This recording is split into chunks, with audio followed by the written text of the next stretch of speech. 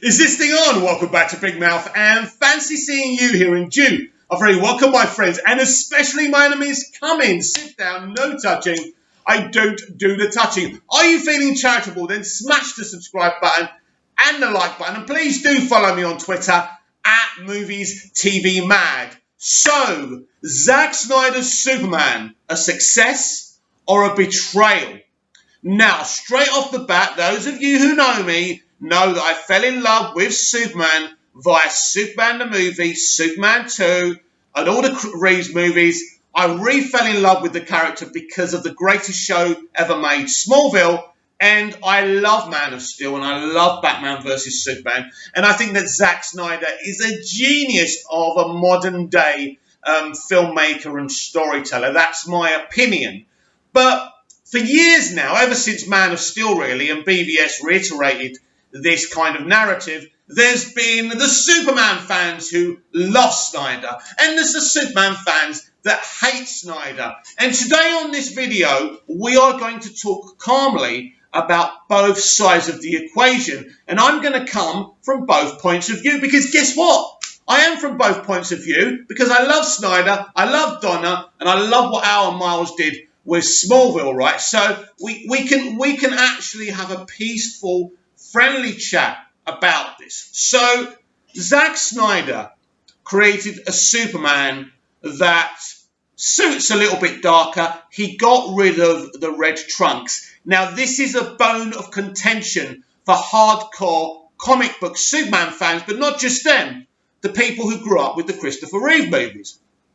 And there's people who believe the red trunks are integral to Superman, and are very, very upset that Snyder got rid of them. So let's talk about this.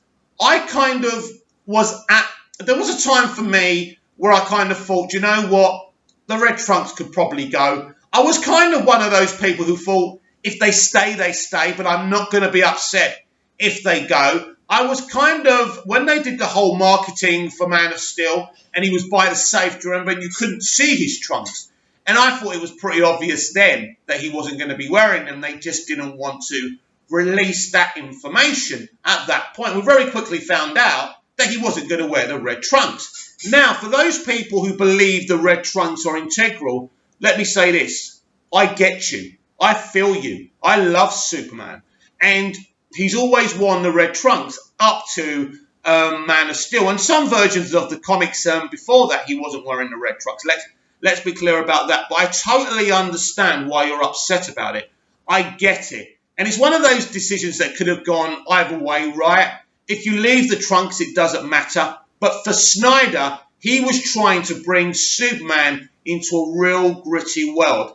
And he felt and feels that the trunks are an issue. It makes him more of a cartoon. It makes him more of a circus acrobat, which he was, let's be honest, inspired by his creators when they first created him, Siegel and Schuster.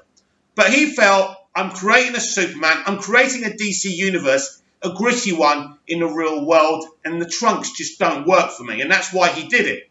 Now, of course, you people who think the trunks are so important are upset by this, and have every right to be upset by this, because you want a Superman who wears the trunks. Right. Good news is, isn't it? We're getting a DC multiverse strategy now in live action. So you're going to get a Superman that wears the red trunks again. That's for sure. J.J. Abrams' Superman, I'm convinced, will wear the red trunks. Now, I'm not sure if Tyler Hoechlin wears the red trunks. Does he? I can't remember. I don't think he does. Anyway, someone can comment down below and remind me of that, because I haven't seen his Superman for a while. But there's that. Now, there's this kind of optimism argument, isn't there? So some people believe that Snyder's Superman isn't optimistic. He isn't truly a hero. He's reactionary rather than an inspiration who chooses to be a hero. I'm not sure if I believe that. Listen, the Donner Superman is certainly filmed in bright colours, the crowd's cheering him, and you do see elements in BVS when the crowds have got their hands around him when he saves someone in BVS. If you remember that brilliant moment when he's standing there and everyone's around him, and then that house with the S shield on it. So the people do love him by Batman vs. Superman. just not all of them. The world isn't embracing of this Superman.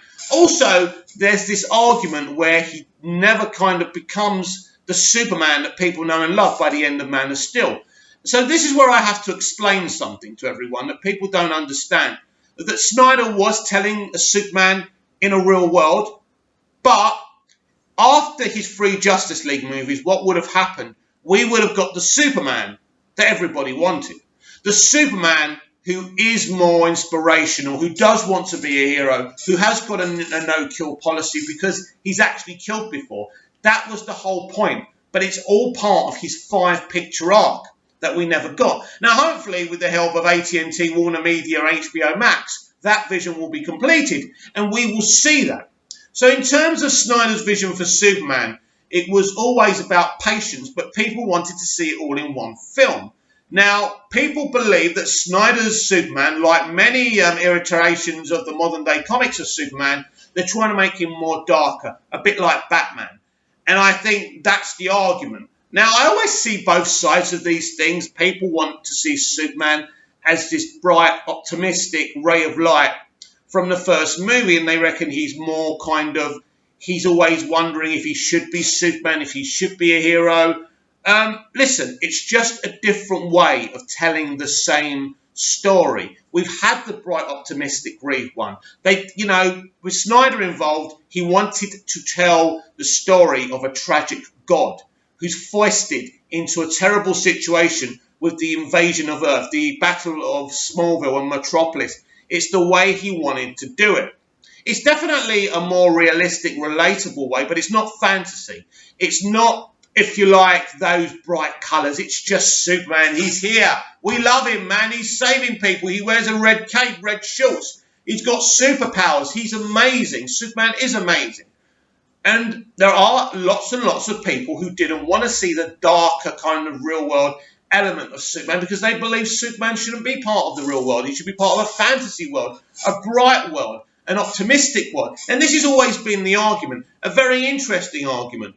But Snyder had a different idea. And I think everyone has an idea of what iconic characters should be. I mean, there should always be room for new versions and new ideas. And just because Snyder's got his vision, it doesn't mean other creators can't come in and do their live-action versions. As we've seen, Tyler Hoechlin is getting his own Superman show, Superman and Lois. That's a different version. It's going to be very different to Smallville, very different to Reeves' Superman, and even Snyder's Superman. And that's right. There should always be different interpretations. It shouldn't all be the same.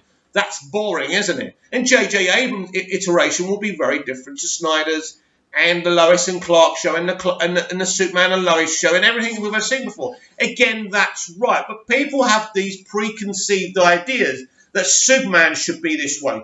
You know, Donner was right to make him optimistic. Snyder was right. Snyder was right. You're wrong. Reeve was a terrible Superman waving at people. That's crap.